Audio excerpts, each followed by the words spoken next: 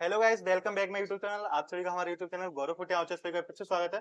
तो स्टूडेंट, आज की वीडियो आपके लिए काफी इंपॉर्टेंट होने वाली है और काफी आपको मोटिवेशन मिलने वाला है इस वीडियो से। आज हम बात करेंगे भारतीय बॉस से, जिनका इस बार एम्स नॉरसेट में सिलेक्शन हुआ है। इनकी एक बहुत अच्छी रैंक आई है। उनकी पूरी जर्नी जानेंगे कि आप किस तरीके से तैयारी कर सकते हो और किस तरीके से एक रैंक सिक्योर कर सकते हैं। तो इस वीडियो में अंत तक जरूर बने रहना, है ना। तो चलिए मैम, पहले तो आपका बहुत बहुत धन्यवाद, आपने हमें टाइम दिया और आपका दिल से शुक्रिया। तो थैंक यू सो मच। मैं जानना चाहता हूँ मैम, अपने बारे में थोड़ा बताएं। आप कहाँ से हो और आपका क्या नाम है और आपकी कौन सी रैंक आई है। ओके, तो बेसिकली मैं भरतपुर से हूँ रहने वाली, और मैंने अपना जो बीएससी नर्सिंग कंप्लीट किया है वो government college of nursing Alwar से किया है। Okay.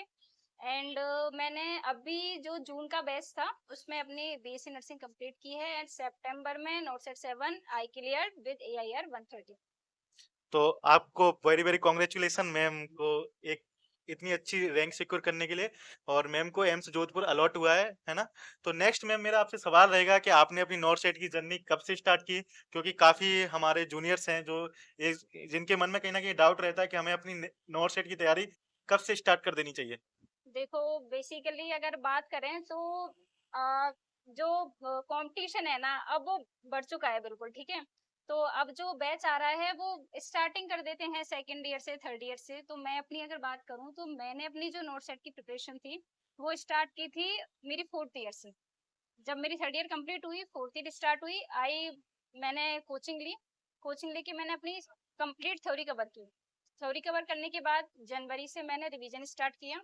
And revision is must. Okay, क्योंकि रिवीजन ही वो की है जो आपको सक्सेस।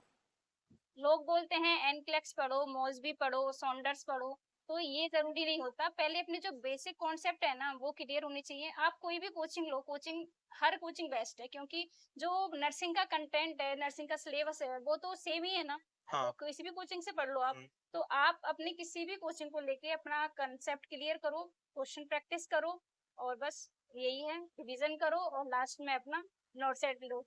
तो मैम, नेक्स्ट मेरा सवाल ये रहेगा कि आपने फोर्थ ईयर से नॉर्थ सेट की प्रिपरेशन स्टार्ट कर दी, तो आपने कॉलेज का और अपने नॉर्थ सेट को किस तरीके से मैनेज किया था दोनों।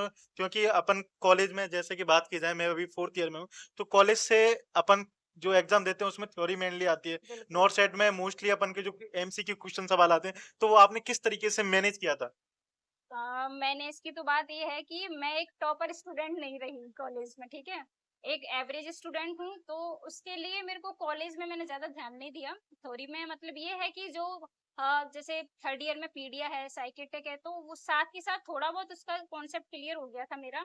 लेकिन हम गवर्नमेंट कॉलेज से हैं तो क्लिनिकल पोस्टिंग लगती है, तो वहां से जो प्रैक्टिकल वाला पार्ट है ना वो वहां से क्लियर हो जाता है। और साथ में मेरा प्लस पॉइंट ये रहा है कि मैंने अपनी फर्स्ट ईयर से ही प्राइवेट जॉब की थी। प्राइवेट हॉस्पिटल में पार्ट टाइम जॉब की थी विद अच्छा। College, with government hospital clinical posting, और फिर part time job in private hospital.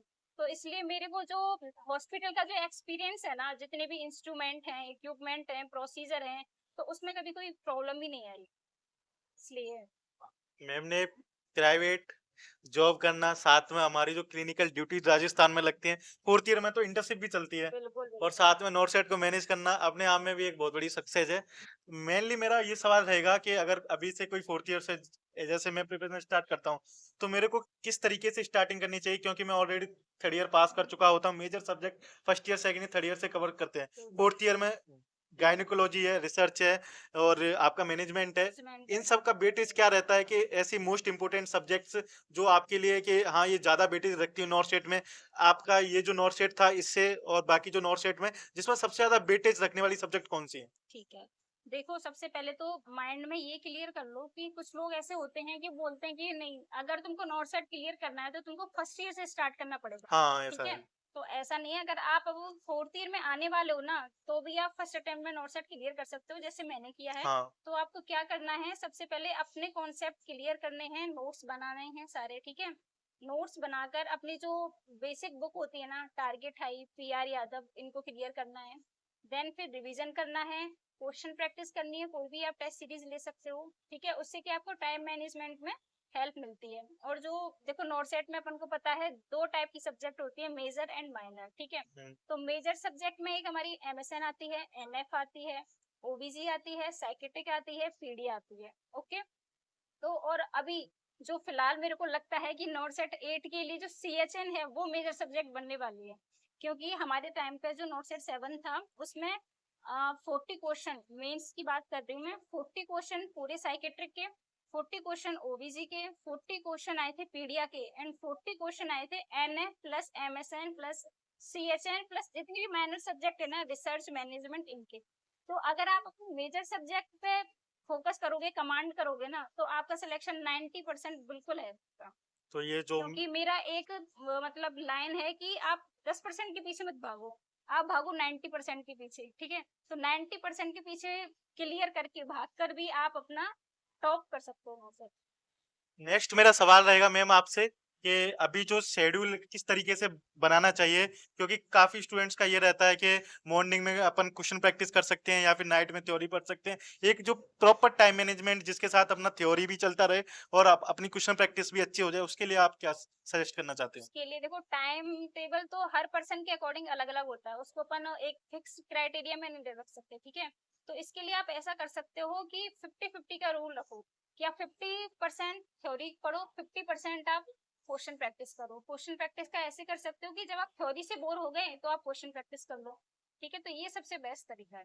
Next मेरा लास्ट क्वेश्चन आपसे ये रहेगा कि अपन जैसे नॉर्थ सेट एग्जाम में एग्जाम सेंटर पे बैठे हुए हैं, तो उस पेपर को किस तरीके से अटेम्प्ट करना चाहिए, क्योंकि वहां पे आपका सीवीटी मोड एग्जाम पेपर रहता है, तो दिमाग में बहुत सारा प्रेशर भी रहता है। अभी तो शायद नॉर्थ सेट ने कुछ चेंजेस भी किए हैं कि 20 मिनट का एक स्लॉट रहता है, तो वो आपने किस तरीके से अटेम्प्ट किया, क्योंकि एक टाइम भी आपका साथ चल रहा था, कुछ क्वेश्चन उसमें से आते भी हैं नहीं आते, वो सब मैनेज कैसे करते हैं?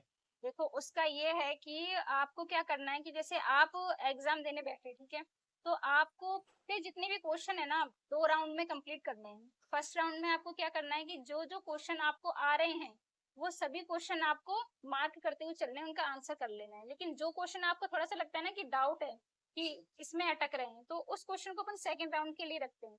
सेकेंड राउंड में फिर आप उन क्वेश्चन में जाओ, आपको टाइम बचेगा, फिर उन क्वेश्चन के आंसर मार्क करके आप आगे बढ़ो। ऐसा नहीं है आप फर्स्ट टाइम में ही ऐसे नहीं कि अगर आपको जैसे फर्स्ट नंबर क्वेश्चन आता है, आपको सेकंड आता है, थर्ड आता है, लेकिन आप फिफ्थ क्वेश्चन पे अटक गए, तो आपको फिफ्थ जो क्वेश्चन है ना उस पे रुकना नहीं है। नहीं आता, ठीक है, सिक्स पे आगे बढ़ो, सेवन पे बढ़ो, फिर सेकंड राउंड में आके फिफ्थ वाले क्वेश्चन को वापस से स्टार्ट। नेक्स्ट मेरा ये कमेंट नेक्स्ट मेरा सवाल है, आप जो भी हमारे जूनियर्स आने वाले हैं या फिर जो भी स्टूडेंट्स तैयारी करना चाहते हैं, उनके लिए आप क्या कहना चाहते हो? बस मेरी एक ही लाइन है, मेहनत करो, रिवीजन करो और फर्स्ट अटेम्प्ट में नोट्स ले लो, इससे अलावा और कुछ नहीं है। बाकी आपके से तो गाइस, मैम ने आपको जो भी बताया है नॉट सेट की स्ट्रेटजी, जो भी प्रिपरेशन वगैरह करना है, अपन उस तरीके से फॉलो करेंगे। बाकी मैम आपका बहुत बहुत धन्यवाद, आपने हमें टाइम दिया। बेस्ट ऑफ विशेस, आपकी ज्वाइनिंग हो जाएगी तो हम पार्टी का इंतजार जरूर जरूर करेंगे। बिल्कुल। थैंक यू गाइस, इस चैनल को सब्सक्राइब करें, वीडियो लाइक करना, शेयर करना।